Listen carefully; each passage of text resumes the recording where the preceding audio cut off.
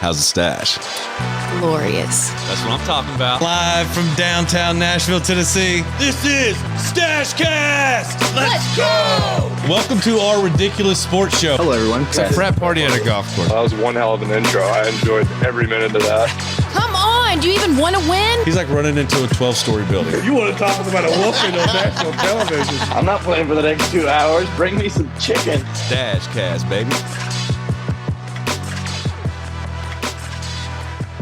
This is StacheCast. Let's go. We are back for another episode of Nashville's most ridiculous sports podcast. Thank you for being with us. We are proudly presented by Lawn Value. Experience the best. It's what we do. Visit Lawn Value at lawnvalue.com. Enter STASH10 for a special offer. We have lots to talk about today. It's been a big week since we last got together. We had Coach McGuire from Volunteer State on earlier this week. My old coach from MTSU. Go check that out on wherever you get your podcast and watch the interview on YouTube at StacheCast. Like I said, lots to talk about here in Nashville. I'm joined by Love, the one, the only, Los Angeles, California, the professor, Alex Alper, Joe Hudson, we call him Tweeter, and back again, our distinguished better and good extraordinaire, Scott Ward is with us. Thank you, Scott, for being here, buddy. Like I said, NBA Finals, Stanley Cup Finals, soccer stuff. Obviously, we have a lot to talk about when it comes to the golf world, as it has been an Hiroshima, Nagasaki atomic bomb has landed on the golf scene, and everything has changed way faster than anybody wanted to really believe that it would, and we will get into that. Also, College World Series men's is about to get started, women's is wrapped up. Lionel Messi is making headlines, and we've got a lot to get to. So Alex, we had Tom Watkins on last week. We talked about the Stanley Cup final. The Panthers, Tkachuk gets hurt, shoulder doesn't look good, he's not really effective. Knights get a 3-1 lead going back to Vegas. Doesn't look good for the boys from South Florida, does it? No, sir. Tkachuk's amazing. Florida played really well in game 3, not so well in game 4. They've got to have all their bruisers. They've got to have all their players playing their bestest game. And if Tkachuk's not 100% and it doesn't look like he's going to be for the rest of the playoffs, unfortunately, not good. Vegas might win, but we are talking about a Florida Panthers team that went down 3-1 to the greatest hockey team regular season in the history of hockey, the Boston Bruins, and they did come back. So I wouldn't put it past them, but damn, it ain't going to be easy. Vegas just looks dominant. They do. Dominant. They do look dominant. And, it's weird. You said something, early in the game. You're like, hopefully they don't shoot themselves in the foot, them being the Panthers. And it's like they have these spurts, it's like the first period, they looked like they didn't deserve to be on the ice with them. Yep. Second period, after all of a sudden they're bang, they're the aggressors. They're putting the pressure on the night zone. And all of a sudden it seems like the attitude changes. And it was like, even the announcers were like, it is all Vegas right now. It is all Vegas right now. And all of a sudden it was flipped and it was all Florida really quickly. And it stayed that way. And it was almost looked like Vegas was kind of hitting the panic button a little bit. Yep. And what is it about Tkachuk not being able to step into those, because he's kind of a closer and a door slammer in those moments, and normally, and he's not able to do that. It just it leaves him kind of looking around for who's the other guy to step up, because it doesn't look like anybody's willing to or going to. Yeah, I mean, he's regular season, or for honestly the rest of the playoffs, he's averaging over 20 minutes of ice time per game. And in the Stanley Cup, it's less than 15 minutes. So like you need those extra 6-7 minutes of him being on the ice, because he's just one of those guys that is in the right place at the right time, is going to make your team better. And without him being there, doesn't look good. I mean, I'm still hoping for the Panthers, but it ain't going to be easy. Can I ask you a question about hockey? How come they can, as soon as the horn blows, there's a fight and everybody starts throwing down? They start slide. Everybody clears the benches, and the referees are just kind of like, "All right, easy." Nobody's really stopping anybody. It's an absolute full-on after the game brawl. No, not one suspension, not a penalty, not a problem, not an interview. Nobody says really anything. I haven't heard one thing about it, and they just had a full-on SmackDown WWE event on the ice. They're throwing water bottles, they're throwing rats, they're throwing crap on the ice, and everybody just kind of moved on. That's hockey, That's those hockey boys doing their thing. What's the deal? Is that just par for the course? I mean, lots to unpack there, but number one, yeah, they're in Florida. So are there some idiots out there who've had too much to drink and they throw in stuff? Yes. Two, like technically, like when the game is over, they are allowed to enter the ice.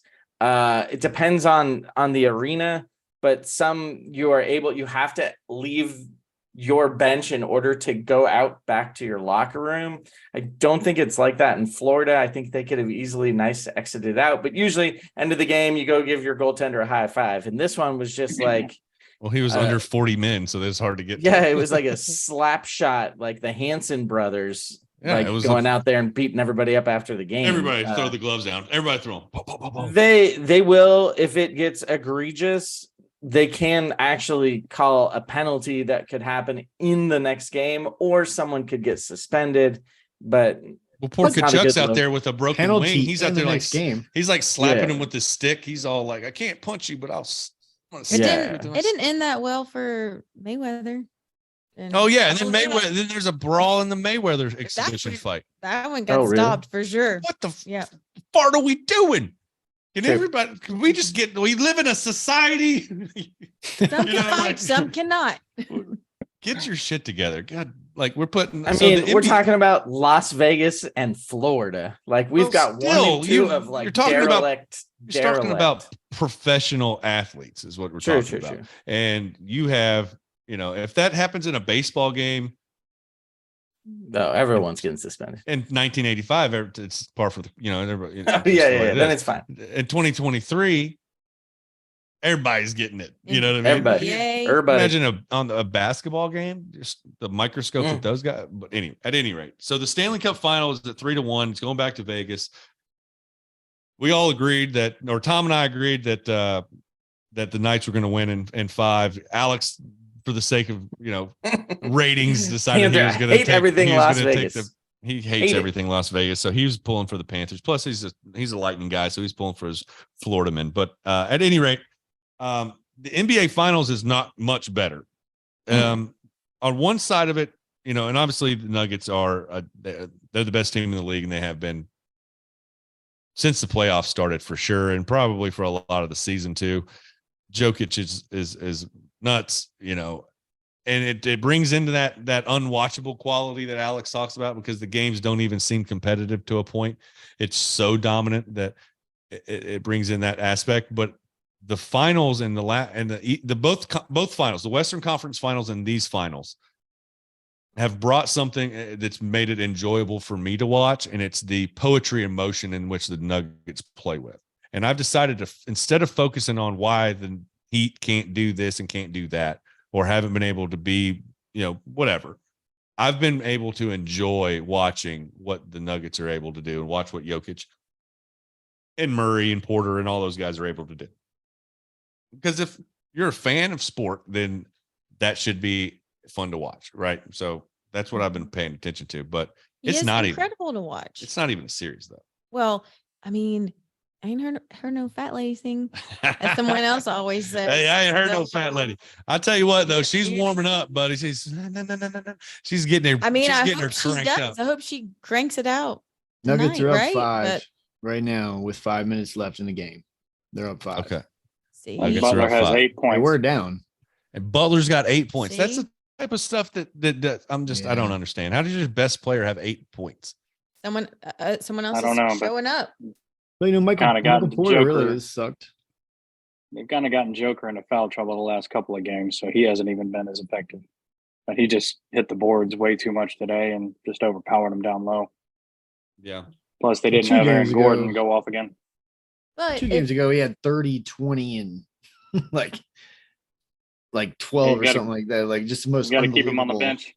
Just but if your crazy, man. best player only has 8 points, then that, I mean, your You're not team's gonna showing up, and because Nuggets are only winning by 5, and you Bam's said been they the were have- best player of down. the series. So Does he have Yeah. 23 Bam. assists or something? No, man, No. it's 8, 3, and Bam. 5. 2 for 13 shooting.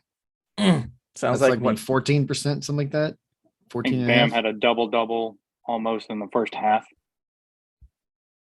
He's been their best player this whole series. He's really been. Yeah. I thought Lowry honestly kind of stepped up a little bit and looked old, but like you're talking about MJP, he has done trash this series. He's been great through the playoffs, but games 2, 3, 4, like he was just a ghost. He's done well tonight, but like they haven't needed him. Aaron Gordon stepped up. You got Bruce Brown stepping up. You got a bunch of like kind of no name guys that all pitch in. They had that Braun, the young guy. I mean, Bruce he came in Brown. for like 15 minutes, something like that, put up 15 points, 7 for 8 Oh, shooting. Brown. Yeah. Christian Brown from Kansas. Yeah. The rookie. Christian. Yeah. It was just wild, the way they plugged him in. The Heat are just outmatched, man. Yeah. And it's an interesting, one of the things that I think I can't remember which one of the talking heads that said it, but it was an interesting point for the once that they said on TV. But it was basically with the new rule changes and some of the stuff that's going to come with the collective bargaining and the way that they're going to get away from some of the super team type of stuff and these max contracts and all this stuff. The teaming up with 2 and 3 massive superstars, they're going to be it's going to be harder to do. So the Nuggets in the development of their players and being able to draft and having people that they drafted last year, like Christian Brown, being somebody who's putting up good minutes and being a contributor immediately is a testament to the Nuggets being able to do something probably that they can build on for a little while here. Because development, and they're already ahead of the game in that. Plus they've got 2 stars and they've got really good pieces. The Nuggets are look like they could be a problem for a little while, a resurgence of the old Warriors that were from a few years ago. But right now, how much time's left in this game? A couple minutes. Yeah, about 4 or 5 minutes. Okay, so determine obviously the series could be over tonight, or the Heat could extend it. But either way, I think that the Nuggets are the better team, and we'll see how that plays out. But I think that's kind of the to get over the unwatchability factor. I've tried to focus on some of the things that are just kind of awe-inspiring, and it's just kind of watching Jokic play in slow motion somehow and just dominate everybody. Because he's so smart and he's so, like we talk about Gretzky being one play ahead and looking for where it's going to be, not where it's at. It's fun to watch. But Alex, I want to switch gears from basketball into another round ball, but it's played with your feet. My resident Scott is on board, and Joe, our resident soccer team soccer. Lionel Messi is coming to the MLS with Inter Miami. Let's talk about that. Let's talk about the deal. Let's talk about the implications. Let's talk about what it means for Messi's career. Let's talk about what it means for American soccer. Let's talk about all that kind of stuff, because him coming over here is a massive deal. Obviously, he turned down the Saudi $1.4 or $1.6 billion to go over there because he's got plenty of money, obviously, but obviously the deal has to be lucrative enough. I think I saw a valuation at 125 to 150 million a year, plus the profit sharing on the Apple TV Plus with the season pass, plus the opportunity for equity in the team after his contract is up, plus the Adidas, I believe, Adidas got some sort of profit sharing guy as well. Yeah. Yep. So you've got all of these different pieces into it. Obviously, there's probably going to be more stuff come out over the next couple of days as far as the deal is concerned. But what do you think about that deal, Scott? I think it's very interesting. I think it's the biggest signing that MLS could even pull off, because after the World Cup, it was Ronaldo and Messi until Messi won the World Cup. So you got the best player in the world, arguably from the last 20 years. He brings in arguably the greatest male athlete that's ever walked on the planet. Yeah, he's up there. You heard that right. You heard that right. Yeah. One of the top 3 to 5 male athletes. I Mhm. mean, He brings the All those figures and he better brings athletes. all the eyeballs too. Huh? So all these Barcelona fans Ronaldo's and a worldwide better fans athlete. that have been attached. Yes. Yeah, overall, yeah, but Definitely a You Messi just- fan over Ronaldo for sure, but Ronaldo is like a kind of a demigod athletically. He's got wings, shit like that. nah. That guy's ridiculous. dude. Because- Messi's left foot is probably the greatest thing you've ever. It's like you can't take the ball He's off. his definitely left the foot. It's like Thor's he's- hammer. He's by Yeah. far the best short. He's the best short athlete in the history of maybe any sport. The Short man is king, like stand up. 5'6", 5'7" feet tall. Like Ronaldo's 6 foot too many. For a short guy, like he's just unbelievable. Yeah. Got better vision. He's got better passing. He's probably more accurate inside the box. He's just not as explosive for headers and things like that because of his size. And he Yeah, doesn't have so- much of a right foot, but who cares? That left foot is gold. He is coming. The deal that was made was not made just by Inter Miami. And we also have to say Inter Miami is owned and operated by David Beckham. And the Right. reason that David Beckham got that deal is part of his deal to come and basically put MLS on the map, even though David Beckham was well past his prime at this time. And not that Messi is in his either, but I think Beckham was even farther out.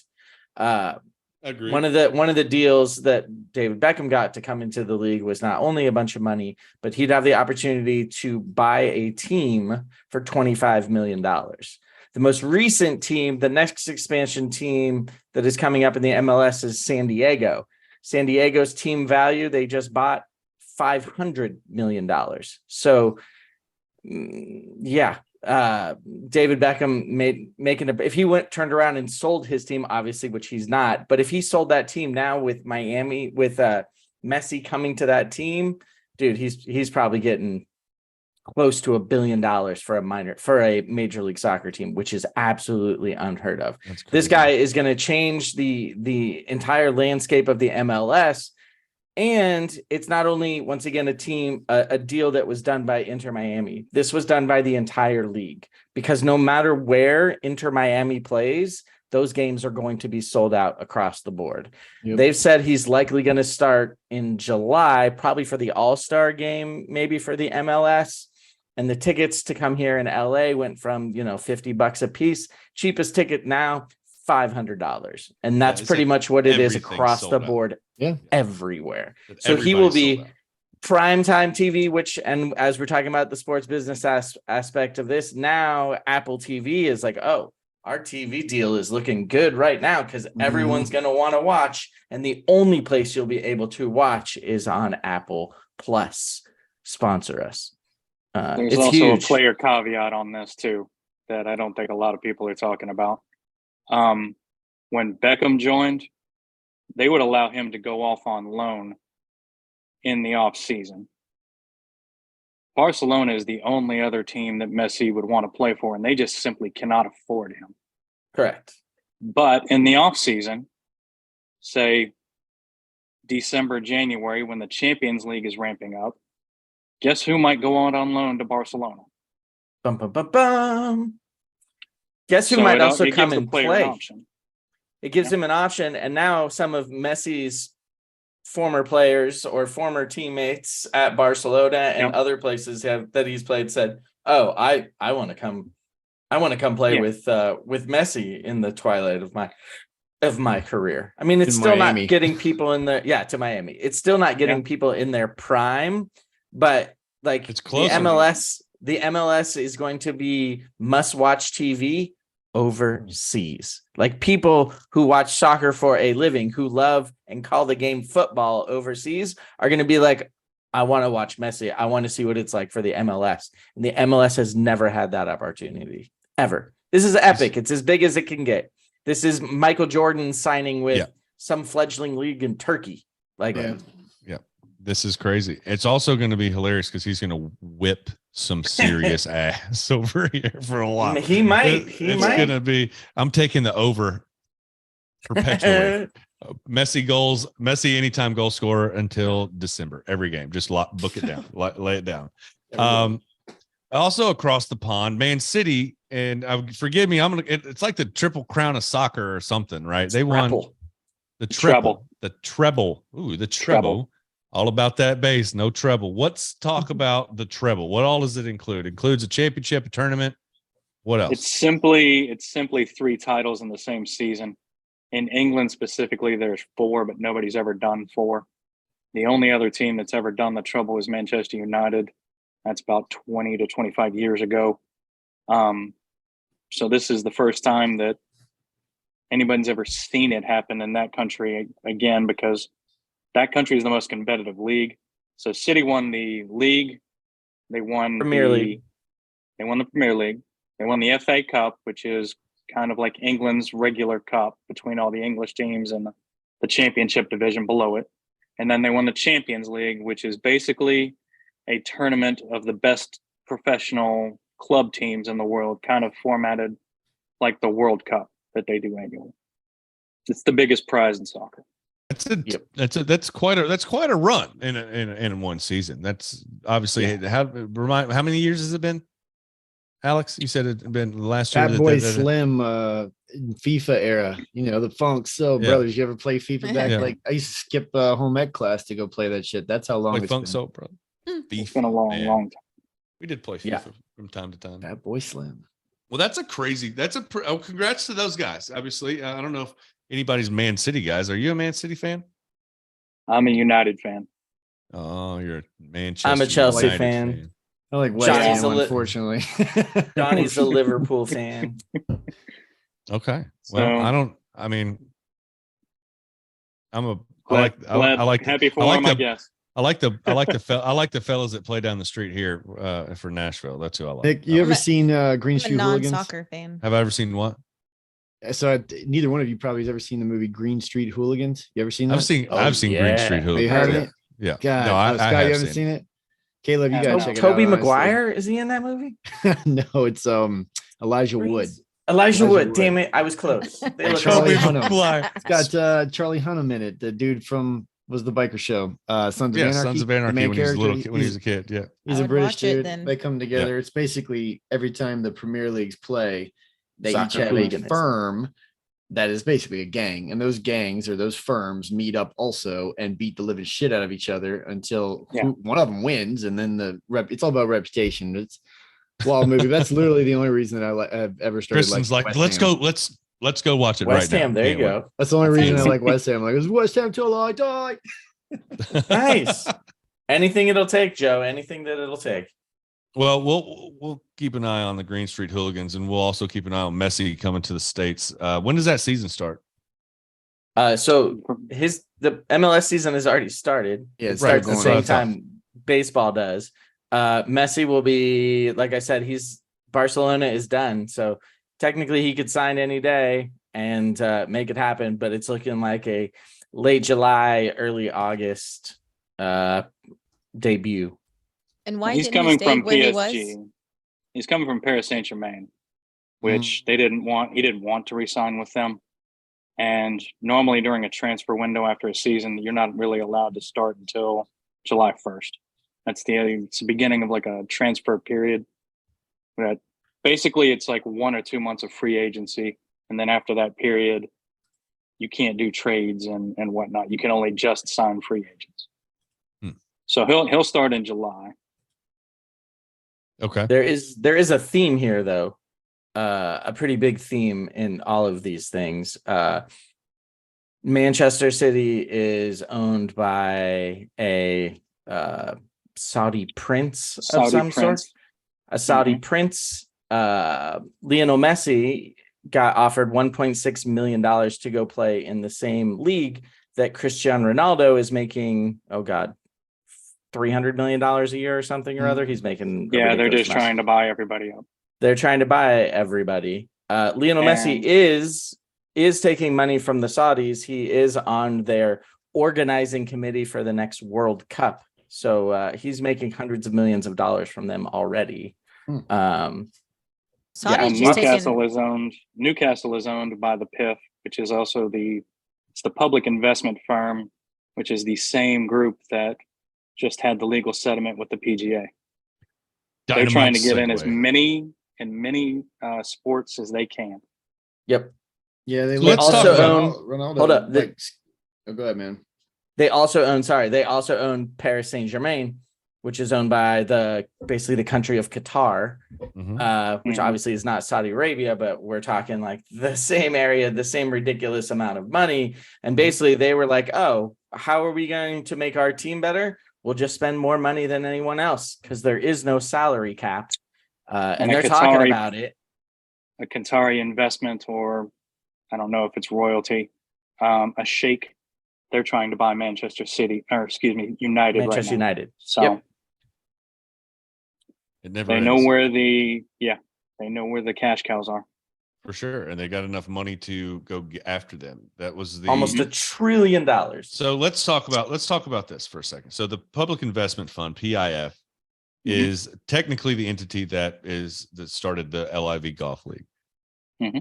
The splash that was made in the golf world last week was a merger between the PGA, the DP World Tour, and this PIF, Public Investment Fund.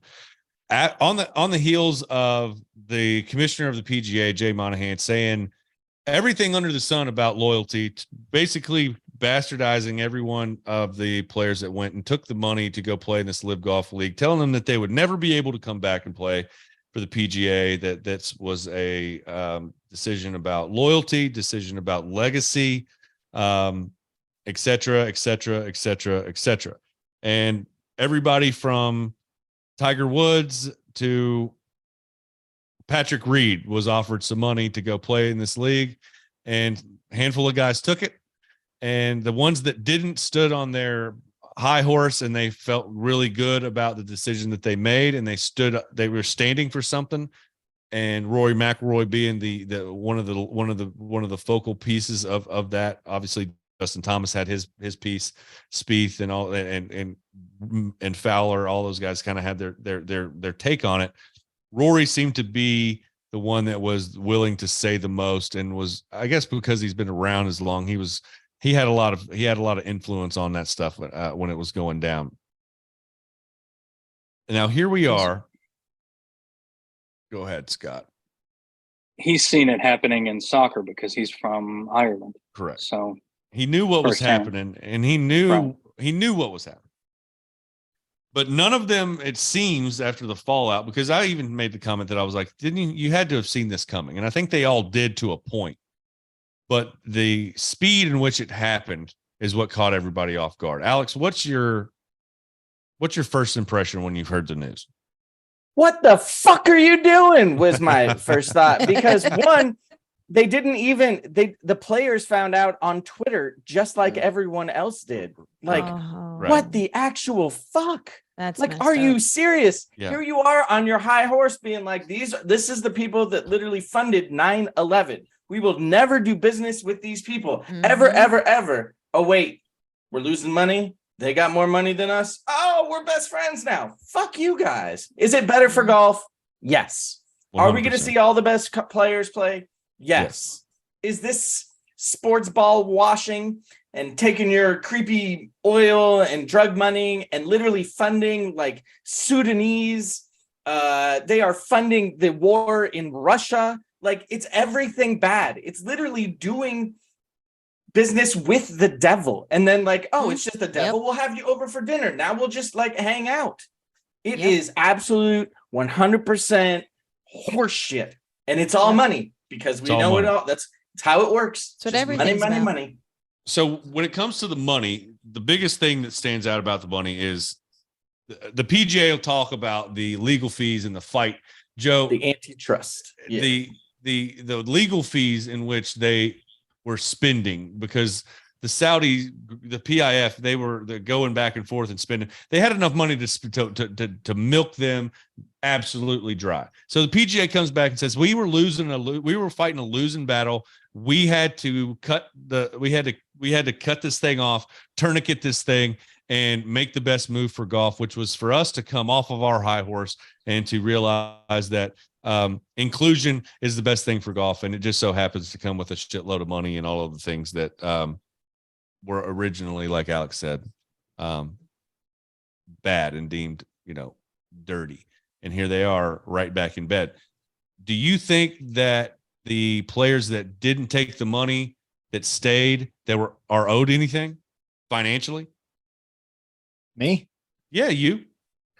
I think that would be a great gesture, but I don't think that they are owed it. I mean, they knew what they signed up for. They had the reasons that they did it, and the other players had their reasons. And I think a lot of people saw this coming from the start. You know what I mean? Should the other players have to give it back? Absolutely not. No, I think that I think it's fucking hilarious, actually. I'm with Alex on this. I think this is absolutely asinine. I think it's embarrassing for the sport. I think this just highlighted so much about the individuals as well as the organization. Like, sometimes I watch football on Sundays and I'm like, God, I love football. And then I think this is the worst organization in all of sports. So, and I show up every week and I give them my time and my money, knowing that a dude could literally walk down the street and steal a lollipop, and if he looks a certain way, he's going to prison probably for like 6 years, 5 years. Like, literally, it's that bad in some places.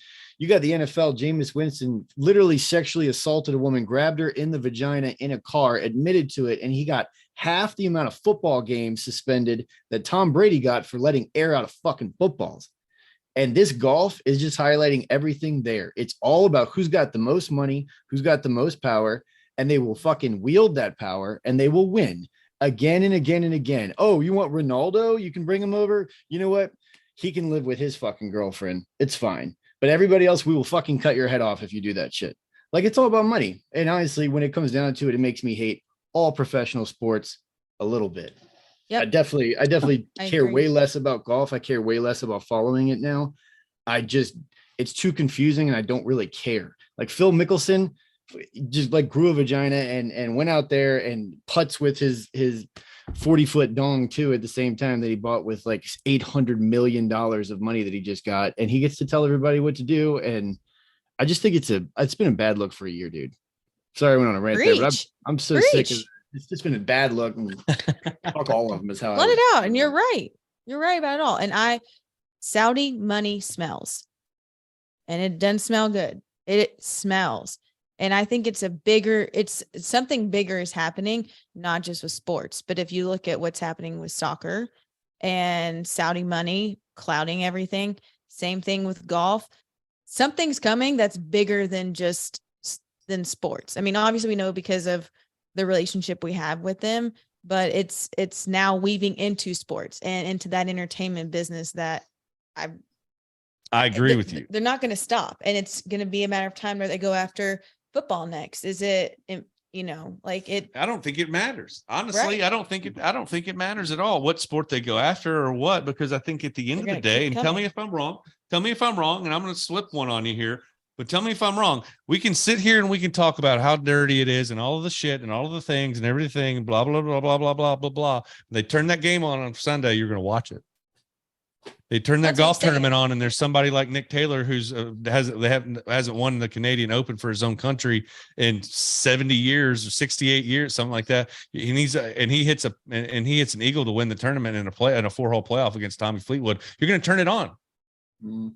And the whole time I'm watching it, not one time was I like, damn, live golf, Saudi money, fuck Jay Monahan. Not one time. I was like, look at this guy. That's a hell of a putt. That was a hell of a job. When the baseball game comes on, when Saint Germain is playing Ronaldo's team in Saudi Arabia, they're going to watch it.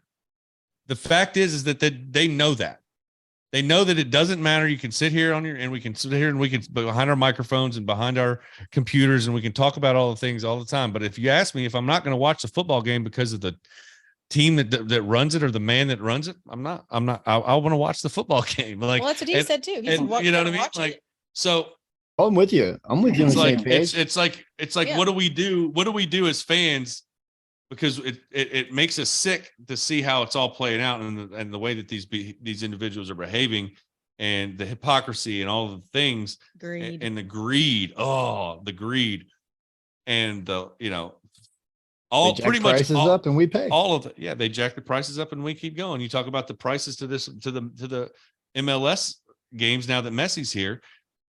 They'll pay the money. They'll pay the money to get him here and to do all the things because they know that they'll get it back tenfold. And that's why you don't have things like loyalty and things like that are so far few in between with players or, Rory for that stance is he's more of a unicorn now. And that's why, like, I mean, be about yourself, because they don't care about you. They only care about their money. So you want to leave, go to a different team, go for it, because they don't care about you. And they know that. True. The They details here that stand out to me is obviously the money part, right? We follow the money, you'll find the answer to whatever we're talking about. Alex talks about the broadcasting rights all the time in the sports business segment that we do. One of the things that stands out to me is the CW ratings and the ratings that the LIV Golf folks weren't getting. They were really willing to. They tried it their way. They tried to and got on the network, on a network, to see if they could do it, and they realized that they were fighting an uphill battle with that, but they had enough money to beat them over here, and they just started throwing enough money at it till something the levee broke.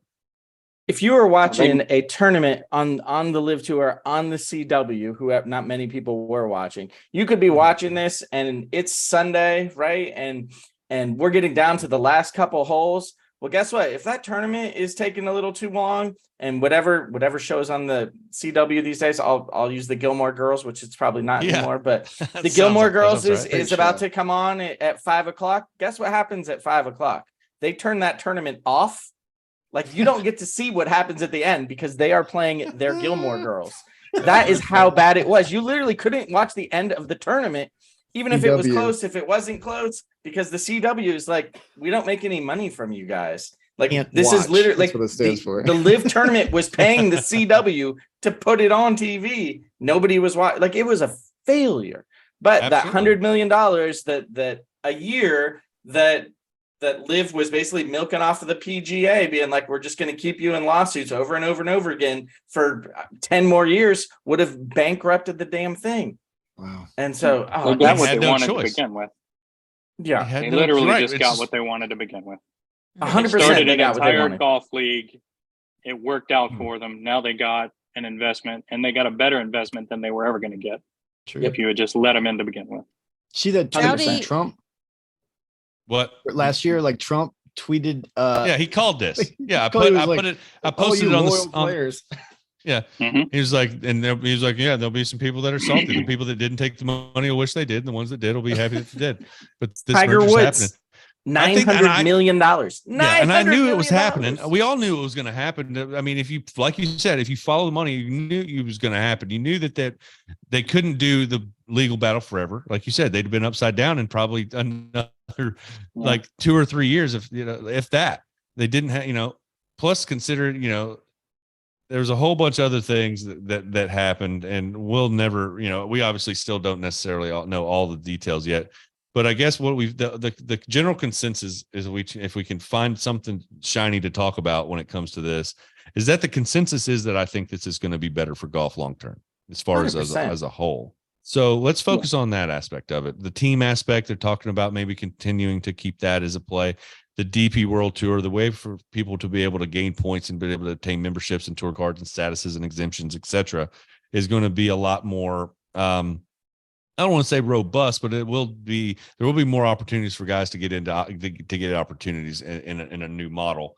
But the concern though now is probably that the government's possibly going to go after them as being a monopoly. Yeah, they're going to try to break this thing up because they don't want Saudi money in Well, this that's the thing, deal like- at all. Like, and honestly, go get them, because I can't watch golf without thinking of the Saudi money that literally took a journalist, brought them into the consulate, and used a bone saw to break this man into pieces. This was all from the same money. Like, Well, that's this what I'm is saying. what this It's is funding. politics. That's politics. It's not going to go away, but Saudi hope it knows that doesn't. they can get to America through sports. Let's be honest. Like, 100%. they know that they but can if the do government Anywhere. but if the government steps in and says, hey, this is, let's say they'd use a monopoly law and they to break this thing up. You've got to understand that the same people that the PIF, this same group of people, the bone saw people, they're going to look for another way. They're not going to stop. Like, this is It's not gonna going matter. away. Yeah. They're going to continue to do whatever they've got to do to get their way until they eventually get America. That's what they want, America, and that's what they're going to do. And they've gone through government, and they've blown us up and whatever else, but they're going to they're going to try and go through, okay, let me go through sports. That's what their end goal is, to eventually own America. That's what it is. And I just want to say, Tiger Woods, he's had himself in quite a bit of pickles. I mean, throughout his, his career. He's had a few situations for sure. Pickles. And even he Not worried turned about it his down. pickles. If he turned it down and thought, you know what, that's not a good decision. And he's done all of his decision making. It's not been good. But that one, he was like, okay, this one I'm gonna say no to. It's bad. Yeah, Tiger. Yeah, that's a good point. You also got the bad decision maker. the habitual, horrible, implorable, ridiculously bad golfer or bad gambler, not bad golfer, Phil Mickelson, who obviously has a huge, huge, huge gambling problem and took this money. And now he's up there on his high horse. Oh, this is what we needed. And I did this to save the tour and all. Oh, fuck you, Phil. Agreed. Fuck you, Phil. But, Same set of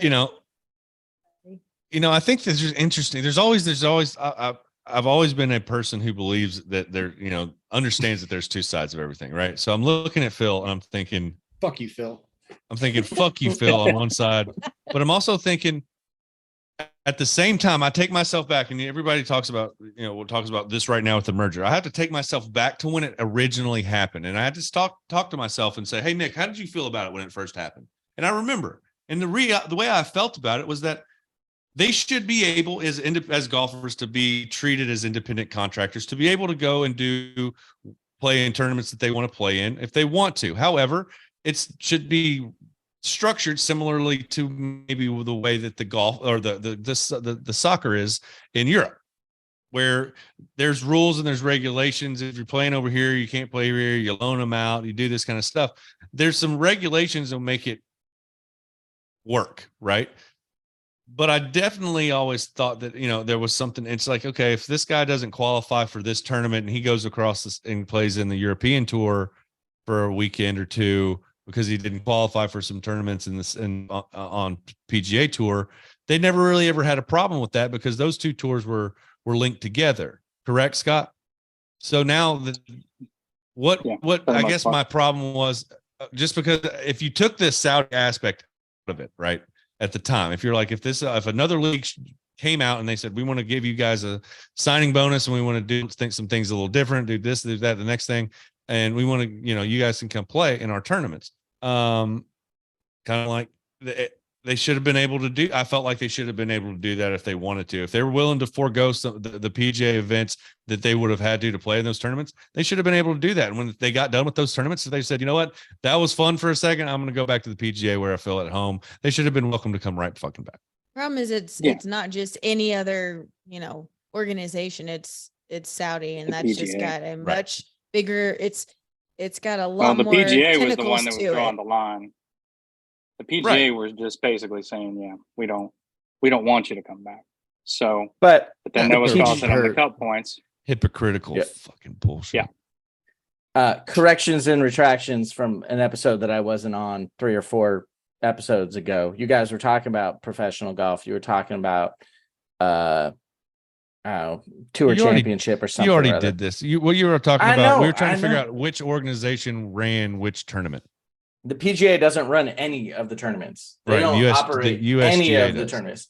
The USGA does one, and then the other ones are all separate entities. So the reason this whole thing is getting all screwed up is because your average golf watcher doesn't watch the Canadian Open. They're going to watch the Masters. They're going to watch, the 4 big tournaments, the US Open, that type of stuff, the British Open. And that's it. That's mainly what your normal golf watcher is going to watch, right? Your average. That's why they dropped this bomb on everybody the week before the US Open, because everybody's going to be watching the US Open all week. And that's all they're going to be talking about all week is, everybody's back together again. And this is all all that. But they could always be back together for these big tournaments because they're not run by the PGA. Yeah. But that's how this whole problem started, was because of that. Right. It is somewhat of a monopoly, and that blows. Is the U.S. government going to be able to do anything to allow the PGA not to accept this money? I somehow doubt it. Like, it's gonna happen. Will it be? We'll have all the golfers together and yippee skippy, but I'm not gonna be. I don't know if I'll watch golf anymore because of this. It's gonna take me a bit. I mean, we know don't blame you. we know the government's just as corrupt, so for them What? to turn it No. down, it's like Not ours. I mean, this is He's the one right. time I wish they would butt in and be like, you can't take money from these creeps. But I Yeah, I don't know wish if they they would can too. do that. Yeah. yeah.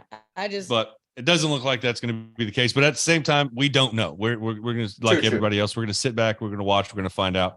But I'm glad to know that everybody on the StacheCast is coming from the same place. We all hate this shit and hate hate where the money's coming from. And Phil. we really hope that and Phil. Phil. Fuck Phil. Creepy. Did you? All right. So speaking of Phil, I'm gonna tell a funny Phil story. Everybody's heard the story of Phil and Jake Owen at Jordan Spieth's wedding, right? Nope. So Jake Owen, friend of Jordan Spieth's, obviously plays with him in the Pro-Am at Pebble Beach every year. Mickelson and Phil obviously are friends. They're at Jordan Spieth's wedding. It's at the reception. It was right after the first match that he played with Tiger. And it was, I don't know, it was awful. It was awful golf they played the whole day. And it was the first one they did pay-per-view. Jake Owen apparently walks up to Phil Mickelson and was like, "Hey, Phil," he was like, "you owe me $100 for that shitty golf I had to watch today." Just kind of busting his balls, right? Phil reaches in his pocket and pulls out a stack of hundreds that couldn't even fold and goes, "Here you go. I made, I don't know, 80,000 of those today or something." Just dismissed it. I was like, "That's pretty good. That's a pretty good comeback." But at any rate, I would too. Power play. Speaking of the U.S. Open, it's this week. It's at LA Country Club. I'll be interested to see how it goes. U.S. Opens are always interesting tournaments just because of the layout and the way that they play. And they've got some super long par threes. They're trying to act like they're playing downhill and they've been set up and all this kind of stuff. But it'll be interesting. The rough's always 8 foot long. It's always really punishing, and the big boys come out to play. So it's always going to be something fun to watch. It's a little less fun this week, if I'm being honest. But like I said, when it comes on, probably still going to watch it. So we'll see. I might even go. Duh. Yeah, because you're right down the street. But That's right. you can You probably know who has the know course people. record, Nick? The course record at LA Country Club. Riviera? It's not at 61. Riviera. I know. It's at LA Country Club. It was done in 2013. Max Homa. Max Homa. Wow. Hey! Good pull. Nice. Jesus. Southern California kid. Hey, every tournament he's Pac-12 ever won tournament. in California. And I believe, if I'm not mistaken, you put on a little tickler out about 6 months ago for your boy Homie to hit for the U.S. Open way early. So being that Southern California kid, and every tournament he's won has been in California, correct? Not everyone, but most of them. Most of them have. Well, he kicks ass in his home state, so it's be interesting to see. I haven't seen a tournament played at LA Club in a while. The only time I've seen it's playing it on Xbox. He's never when I was done well at the little. Open, I don't think. Right? Hasn't he He's missed never most of done the well at cuts? any of the He's majors. never done. No, he's never really had a major. But I think if he's going to play if he's going to play good in one, it would be in his hometown. At a course he's got the course record at. I mean, that's not a bad thing, right? So we'll see. We'll keep everybody abreast of the LIV PGA merger and what's going on. We'll keep our thumb on the pulse of that as we go on. But right now, Scott, I don't know if you got the ability to take a peek and give us an update on the college baseball games that are going on. Stanford's playing Texas, and our Vols are playing Southern Miss. On the Stanford game. I can find out quickly. Don't hurt yourself. I was just curious. Tennessee's but, up 1-0 in the 5th. Okay. And the other game, I believe it was 6-3 earlier in favor of Stanford.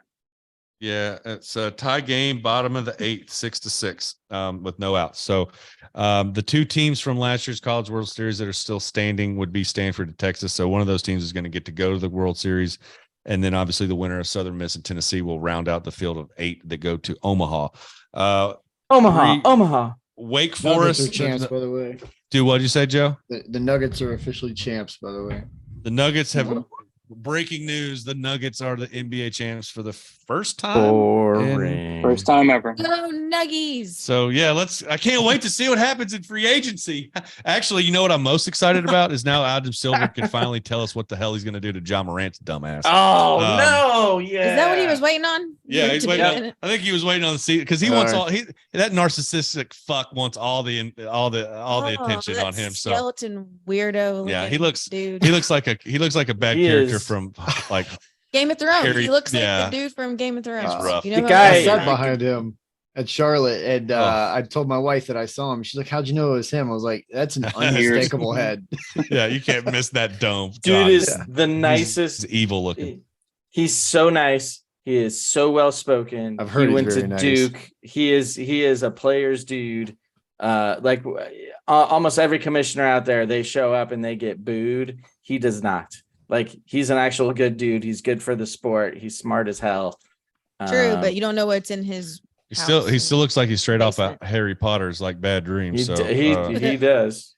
But anyways, the field of 8 at College World Series will be number 1 overall national seed Wake Forest, number 2 national seed Florida, number 5 LSU, number 7 Virginia, and then TCU, Oral Roberts, and then the winner of the 2 games that are being played right now will be the top 8. Oral Roberts being the 4 seed out of the region, went through some good ball clubs to get to where they were. I mean, went to Eugene and played in Oregon, and you know, I'll tell you what, like we talked with Coach Mags earlier this week about playing, and one of the things that stuck out to me about the Oregon game was just how raucous the crowd is there, and just the energy and just the way they played. That it was not an easy place to go in there and play. They got a kid named Jonah Cox that had a 43 game hit streak going into that super regional. Like I think it's a top 5 all time in Division I at the time. He extended it. All 3 got a hit in all 3 games, so he's still rolling. They're going to the World Series. So that's a cool story. Obviously, Oral Roberts with the March Madness run now with the making the College World Series. Oral Bobby's got some stuff going down there in Tulsa, boy.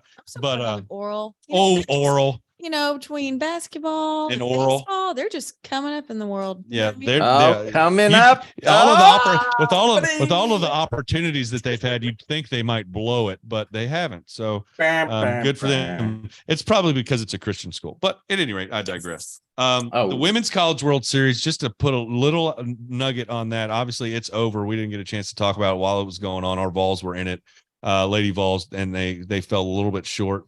But the Oklahoma Sooners women's softball team, 53 game winning streak. It's 3 years in a row. They haven't lost in 3 years. They have Crazy. Think about a team sport. How many things got to go right for you to, you know what I mean? That's 53 games. Just want to say how much I love, and they did it, I think, even with the Vols, but a lot of Oklahoma and Florida State after the final game, they all were together out in the field and, gathered together and did a prayer. I mean, all after the game, and please let us beat Oklahoma next year. Please let us beat Oklahoma next year. Please let anybody. That's what they were all praying. Yeah. That's what they all praying. Hope a couple of you girls graduate. I love the unity, but then the 2 is they can actually be together and there's not, they're not fighting. It's they're able to come together and actually say a prayer, which no one's allowed to do anymore because it's just so BS on one side nowadays. Yeah. But they were able to do that. And I mean, Oklahoma also caught a lot of flack just because they would celebrate every single thing that they would do, whether it was, their hair ribbon stayed in the whole game. No, I'm just kidding. But that's tough. These bows are getting big. That's like a dude. I had to say, video, but everything. But it is I was watching and how they were kind of getting deemed for literally but it's I guess maybe part of their strategy, and I guess part of it is working to do it. But they were celebrating every little thing, So again, that can be the whole conversation of too much celebration for things like, hey, you haven't gone anywhere yet, but at the same time, it may even build team unity and and you all cheering each other on. So just cool aspects of Oklahoma. Yeah, softball's a different animal, and we got some friends of ours that are really into softball with some of the younger crowd. Part of our up and coming series that we've done. We had Avery Zweig on. We got a couple of kids, Carson and Luke, that are going to come on the show a little bit later, that have committed to UT baseball. But also, we've got a couple of folks that are coming on and talk about some soccer softball in the state affairs and that, and just the way that sport's played. It's very different. It's a lot of, there's a lot of intricacies about it. It's so similar to baseball, but it's really different. So stuff like that makes it different. It makes it, for some it makes it rough to watch, and others it makes it more fun to watch. But as far as for the girls and what they're doing out there, they like to, it's a lot. I think I like celebrating the small wins and celebrating along the way and keeping their, keeping the perspective of what they're trying to do small. It's pretty cool stuff. But 53 wins in a row, that's amazing. I think, Amen. ESPN, like, I forget who it was, and he was like, well, you don't want to see them celebrate them, beat them, everything. I was like, it's old Steve Spurrier. If you want me to quit scoring, you better stop me.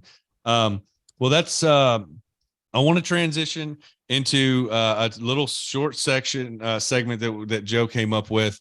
We're going to draw names out of a hat. I'm going to draw 2 names for each one of us. And you're going to choose whose career you'd rather have. We're not talking about their life. We're not talking about their political views. We're not talking about what they're doing today. We're talking about their career. Whose career would you rather have? And then we'll talk about who you guys choose and why. So who wants to go first? For every one of them as well.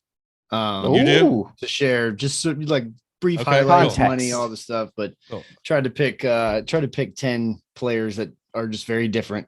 Yeah, they are And- very different. I will say that. I'm not, other than Joe, I'm the only one that's seen the list. So who wants to go first? Who wants to be our guinea pig? Scott, you want to go?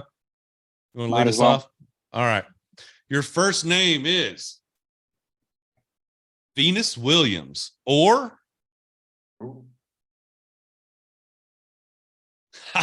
Phil Mickelson. Yes. Oh, what a good one. I got to go Phil. Give us some context, Joe. Give us some context. All right, Phil, 57 professional wins, 45 PGA Tour wins, tied for 8th all time. Obviously, takes credit for paving the way for the LIV, which, good or bad, he is going to put that on his mantle. 800 million in career earnings, including 750 from branding. Never been a number one, though. Never been a number one. Venus Williams, about 5% I of would his be career number one winnings. in my own household. That's actually that's a great point, is that she obviously, though, on the flip side, looking at it, I think she played with her sister, which is so unique of an experience regardless. But yeah, I'd be curious about how many people would take Phil over Venus, because Venus's reputation is absolutely flawless, I think, and outstanding across 25 years. It is. Just an absolutely illustrious career. And really, what's the difference between 42 million, 800 million? I don't know what I would do with either one of those. Right. I wasn't even thinking about really all that much. It was just like, I wouldn't want to have a sibling just constantly beating me every time I was trying to. I was compete thinking against that too. Yeah. I was like, man, Every you're kind time, of living man. in your That's a sister's good point. shadow. That's a good point. That's why I was thinking of it. That's a good point. But then you've also them. got Face her in the winning, Wimbledon final. Oh, Winning- yeah, I did winning get to multiple- face her. double championship with your sister as Well, well. would you So rather be- 14 on the top of would the you top. rather 14 14. doubles but all here's together. here's a wrinkle. Would you rather play with or against your sister, or would you rather all have to play behind Tiger Woods your whole career? Yeah, fuck that. Oh, Because Tiger's so much better than everyone else. Serena and Venus, like, There was a Serena's time where better. Venus was better. right. Oh, But yeah? they're, like, Yeah. that's what I'm saying. Like, she probably could compete with Serena at many times. And honestly, Early she just had on, so many yeah. injuries. But Phil is literally watching Tiger, like, pop pills, cheat on his wife, have surgery on his back, go away for 5 years, comes back completely disheveled. Is like, I'm gonna go win. Still the kicks your Masters. ass. Yeah, still beat you. Straight up. But if you watch the movie about the Williams sisters, King So Richard, good. Is it good? I really haven't seen so it. good. Will So Smith did a good. great job. It's But one of it's the worth things your time, about them is Joe. they love like them playing together was something that was a driving force for each of them. Their sister was there, like, and he instilled this into them at a young age. Like, you guys have to stick together. You guys have to, iron sharpens iron. And if you guys are going to make it and do these things that you guys want to do, you're going to have to hold each other accountable, and you're going to have to do all these things. And so their bond was something different than like the typical little big sister, little sister kind of relationship, where they sure had sisterly qualities, where they had spats and they had all that kind of stuff, but they had a bond that was similar to like twins, where they have this connection that is that you couldn't replicate. And so I don't think that there was ever a moment where either one of them felt like they were ever in the shadow of the other. I think that they both cherished the moments they had together, and was the biggest fan of the other when they were in that, when Venus was kicking ass, Serena was trying her best to catch her, but that was so it gave something to push Venus. Well, and then it when came Serena- off that way. It never came off as a, as a bitter rival. Yeah, they loved each rift other. between them. Still But do. then when Serena took over, Venus was celebrating her just the same. Yeah. Mhm. Amen. There was never that bitter, never that jealousy thing. It never crept in there. And it could easily, but it didn't. I think, like you said, to what their dad instilled in them from early on, like you're a unit, Yeah. regardless. I'd have picked Phil just because I wanted to play golf instead of tennis, because that's a Fuck Phil. way That too. easier sport. Oh, that A too. lot Phil less. needs, Tennis, he needs to change his, tennis would have been a rough. Think about training tennis versus training golf. Come on, them running sprints, doing squats. Go see that doing- movie, Joe. I'll check Watch it that I out. haven't movie. seen it Yeah, either. go watch King Richard for I'll sure. check it out. Okay. Will Smith. All right, who's really- going? Who's going next? Who's going next? I'll go next. That movie All right. slaps. Alex, first All right. name, Sidney Crosby, or Oh, Sid the Kid. oh, grabbed it, or Robert Ory. This one's easy for me. Joe, you want to give me some context? Oh, well, You it's want me to- obviously very different. Robert Ory. I don't even know who that 16 is. season. Big That's shot, Big Bob. Shot Big shot Bob. Bob. He averaged 7 points, help. 4.8 rebounds, 2.1 assists over 1,100 games, 7 championships, $54 NBA. million. Came in the same year as Shaq.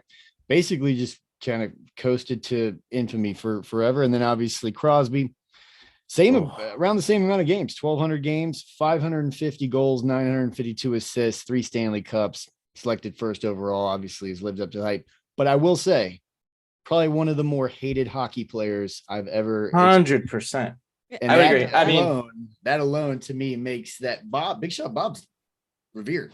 He's a legend. Agreed. And you guys know me, I'd love to be tall and definitely be able to play a basketball and dunk the ball, but I'd much rather be one of the literally top 10, top 25, maybe top 10 greatest hockey players of all time. Yeah, Sid the Kid Probably is up top there. 3 right now. Yeah. Oh, definitely active for sure. He's going to break a ton of records. Even though Gretzky will tell you stats don't matter. I'm Team Canada on this one. Give me Sid the Kid all day and twice on Tuesday. He was a Reebok athlete for us. He is a Heyo. Reebok I was athlete. with them at Reebok. that time, so. Let's see. All That's right, let's see. Let's go with Kristen Mars. Yeah, Nick, you just take the last two. I'll just take the last two. Leftover. You got it. Whatever is left over. All right, Kristen. Barry Sanders or Hulk Hogan?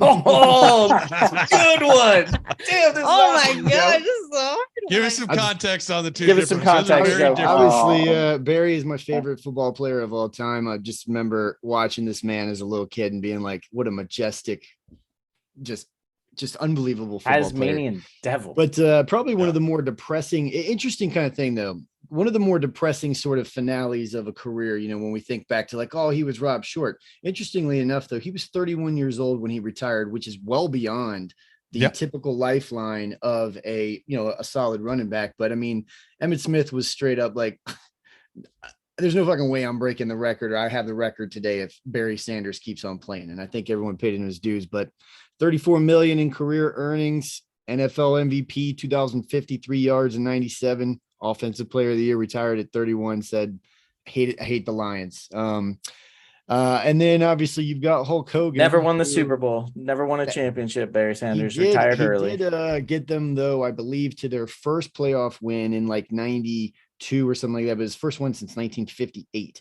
which goes to show you how bad the Detroit Lions franchise has been Literally, Yeah. for 65 years, just God, absolutely nothing. Joe, this seems like a team that Oh. you should start following. They're You know just what, Ryan? bad. They're my second favorite football team. There My it second is. There it favorite, is. my second favorite football player ever is Calvin Johnson, actually. So I don't know what it is with me and bad teams, but yeah, Hulk Hogan, obviously, I was shocked. 326 and 136 record. That is almost 500 wrestling matches, regardless if it's fake or not. The shit that man had to put his body through, but he was arguably one of the most famous people in America throughout the 1980s and was making more than double than most people per year. And obviously a very unique character. So yeah, Barry Sanders and Hulk Hogan. And you get the God. acting on with that for an acting is- career. This is hard. I don't know. I mean, a part of me wants to say the logical person wants to say Barry Sanders, and then the fun part of me wants to say Hulk Hogan because it's Hulk Hogan. I mean, right? Yeah. Have you ever Come had on, the urge brother. to do the leg drop? Yeah. Or climb to the I don't top rope, or I pick up Andre the Giant. that does top To my just bucket walk- list. to come Yep, out there of it the, is. to get Mhm. announced, your hit And the music come on, hair- come Rip off your around. T-shirt like you do Now, every Real Yes. American. His mustache. Oh, well, she's got practice at the that. handlebar. True. I'm surprised it's not an easy layup to Hulk Hogan because I mean, you get to just rip your shirt. Oh, I've done that. Yeah, she ripped Mhm. one just because she got mad one day. You'll Poor- have that on them poor big jokes. I know. I kind of want to say Barry Sanders. Barry Wow. Sanders. Rather have Barry Yeah. Sanders. You'd rather go down as one of the all-time greats that went out while he was still on top. Yeah, Hulk Hogan. Yeah, because if you think about career and kind of, no, Damn. You Man, just Well, don't I want to think- be on I that think- reality TV show. Both careers are getting your head beat in. Right. So Yes, yeah, I remember that's that. where He, I'm at. can't even walk and he still tans his ass. Right. Right. Who I bet doesn't? it's probably a touch leathery, if I'm guessing. It does look like just a leathery man. That is a cool. That's the best matchup. Hey. Man. Speaking of random, I don't even know how to bring it if this is even important, but we were spent last week in St. Louis and we were at a Cardinals games all weekend. The third base coach for the Cardinals was clenching his butt cheeks Oh my and letting it gosh. out. Like it Every- was visible to every see. He few was seconds. like squinching his ass together and then he would like release it. I was watching this and I was like, She spots it. yes. I mean, he's standing right there and just like, and I keep seeing him do it like every few seconds. Yeah, He's he just, Get some and so I seeds. tell the girl next to us that with the couple we Switch. were with, and I tell There you Nick because go. he was down. And then, I mean, Nick's commentary was having the boys just roll in tears laughing in front of us. And the other couple in the row over here was like, hey, listen to this commentary. Cause Nick's yelling at him. Cause he was, and we'll have to just send you the video of it, but it's literally just like every few seconds, just. Yeah, it was squeeze. really weird. So old Doing men those, do weird shit with those their asses. exercises. Yeah, maybe it Gotta was ex- tan. Maybe he went. I was thinking maybe he went ass tanning and it was burnt and it was like itching, and so he's trying to like squinch it and He like was down in those sunflower seeds. So there might be some yeah, he was stuck. he was up in there. inhaling sunflower seeds. Okay, so you'd Last be one. Barry Sanders. All Yeah. right, so Joe, coming to you. All I right. think I'm. Hang on a second. I'm missing a piece of paper. All right, here's yours. Mia Hamm Oh yes. or Kelly Slater? Oh, nice. Yes. Interesting. Wow, this is a good one too, Joe. All right. Well, Kelly Slater. Can you guys name another surfer? Yeah, Exactly. Laird Hamilton. Laird Hamilton. Yeah. Yeah, I yeah, couldn't. I remember that guy now, but like, nope, couldn't think about No. it. That was kind of my thinking was like Kelly Slater, like, but also what a fun sport and probably group of athletes and people and just fun times he had in his career. 11 world titles, 55 event victories, pretty much Still going too. pretty Yeah. much, yeah, like every surfing record ever. He was the oldest world champ as well as the youngest world champ ever. I mean, but that just kind of Wow. shows, and that's a sport that actually has a lot of history and has a lot of culture behind it. It's a very unique group. But then, Mia Hamm, I think I'll say the greatest female college soccer player, but maybe female athlete. She's up there on the table. I mean, she's got everything. U.S. all-time leader in goals, male or female. 2-time FIFA World Player of the Year, Hall of Fame, SB ×2 for best female athlete. Marries a famous baseball player, and they go on to buy a soccer team. 2 Olympic golds, 2-time world champ. Just unbelievably decorated. But I'll fucking take Kelly Slater's life. He is literally the only name that ever comes to mind in the whole sport. I think Mia Hamm's got a lot of other names that have come up, but at the same time, I think she's still the OG best. Yeah, for sure. It's a great take. Yep. I like Humble Kelly brag. Slater. Humble brag. I've been to her house, hung out with her and her twins, and Omar in Manhattan Beach. Yeah. Well, call them up Good job, then, bud. man. What are Pretty you jealous waiting about that. on? That's pretty Who solid. are you hanging out with? Dude, Nomar Garcia Parra and Mia Hamm. you'll have that on the big jobs. Sometimes it's celebs and sometimes it's, Those fiery elderly redheads. folks. You never know what There Alex it is is. going to bring to the bar. Boom. All right. So the final 2, I will take the final 2, and they are between Michael Phelps Oh, and Mark McGuire. ooh, this is a good one too. Damn, Joe, this is awesome. Feels like it would be All right. obvious, right? Like it feels like that You should would- be an obvious. Yep. The thing I was thinking about with Phelps is it's just the frequency of opportunity to really shine as an athlete. I feel like is less for an Olympic athlete, but obviously the most decorated Olympic athlete of all time, 28 medals. Holy And crap. that includes Mhm. 23 gold and Oh my 13 individual gold. He's worth about 100 million. He made 9 million in swimming at one point. He was making 75 million in sponsorships, but the most decorated Olympic athlete by a million miles. And like he did this over what, 3 Olympics, that we It was 5. but I mean, like he did And a the gold bulk medal. of it. The bulk of it was really Yeah. over like 3 Olympics, but Yeah. like just a ridiculous athlete. Yep. And obviously Mark McGuire. When we think Mark McGuire, most of the time, I think most of what we think is probably blemished career. But at the same time, I still feel like that was the most fun season of baseball history, at least from my memory period. Like every single person, no matter what your background was, you were into McGuire versus Sosa. That was magic for baseball. Yeah, it was. 73 It was. million in career earnings, 16 seasons, 2 World Series, 1 as a player, 1 as a coach, 583 home runs, left at the time, 5th at the time of retirement, and he's moved into 11th since then. So people are dropping bombs, but he still has the major league record for the ratio of at-bats per home run, and that is 10.6. Every 10.6 at-bats, this guy's cranking it out the park. So While playing with Jose Canseco too earlier, yeah, because I had Yeah, that some poster boppers. on my wall. Bash Really? Brothers. Yeah. yeah. Never get in Well, the Hall of Fame. Who you though. got? Well, I think this is an interesting one because obviously, when you talk about the career is the legacy that's left behind. Obviously, playing the baseball would have been probably the more the choice for me. But when you talk about the career, you talk about the legacy. Mark McGuire's legacy is, like you said, it's tarnished based on his steroid era. Even though I agree with you, that was the most fun summer when him and Sammy Sosa were going at it. I loved every second of it. And I have a very hard stance on steroids. Obviously, if you can't hit the ball anyway, being stronger isn't not really going to make a fucking difference. But if you already have the, intense hand-eye coordination and the skill set that these Major League Baseball players do have, then yeah, juicing them up full of steroids is going to make that ball go into the outer space. And, you have the purists will say it, whatever. But at any rate, it was an absolute blast to watch. But he never won a championship. Yeah, he did. He got one With who? With the A's, With A's. Oh, Yeah. like 88, I think. Pretty sure. Okay, He's so a he rookie, I got, think. so They he beat the did, Blue so he Jays. did get he did win a championship that nobody remembers. Okay, Mhm. Michael Phelps has 28 medals, 23 medals. How many is it? Yeah, 28. 23 gold and 13 are individual Yeah. gold. Right. So he's ending his career Dominant. as the most dominant Olympian that's ever set foot in the In building. water.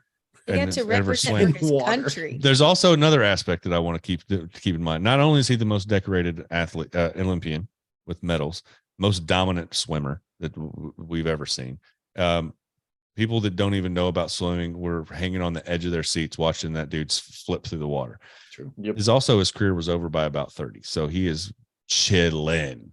for the rest of his life. So not There's only a did he Subway wax, commercial. he waxed a lot of ass in a real short period of time, and then called it quits. So that's a wham bam. Thank you, ma'am. I'm the best there is. I'm taking a break.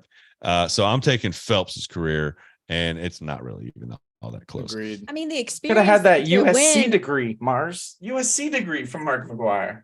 Yeah, well, maybe with all this money and free time I got after winning all these medals, I'll get an online degree while I'm sitting on There my it ass. is. To win 23 gold medals for Dude. your country, the US of A. Hell yeah. America. Yeah, let's go. Give me Michael Phelps. Cool. That was an awesome segment, Joe. That's so fun. Great idea. We'll definitely have to get. You got to keep do that the on- worst ones next Yeah. time, Joe. Next- I yeah, want next like time. the worst, Ooh, the yeah. shittiest top 10 bad. Like Yeah. you That'd be have to fun. have their career. Who do you want? Yeah, it'll be like All right. it'll be like a career. Would you rather? So Yeah. but I love it, dude. Great guys, awesome show. Thanks for being here as always. Great insight.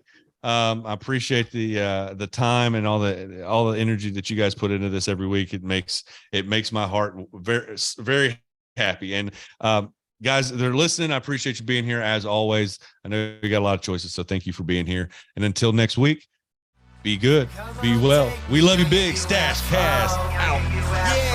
On your UFO. I've been on some other shit, just lost my fucking brother shit. Now I think it's time to beat myself back to the mothership. J-Rock is my co-pilot, that's the one that I hover with. Love the way we stubborn, like we rule our own government. We come through so thunderous, like everybody else is under us. I might go like a Chevy when the going gets heavy, but you know I ain't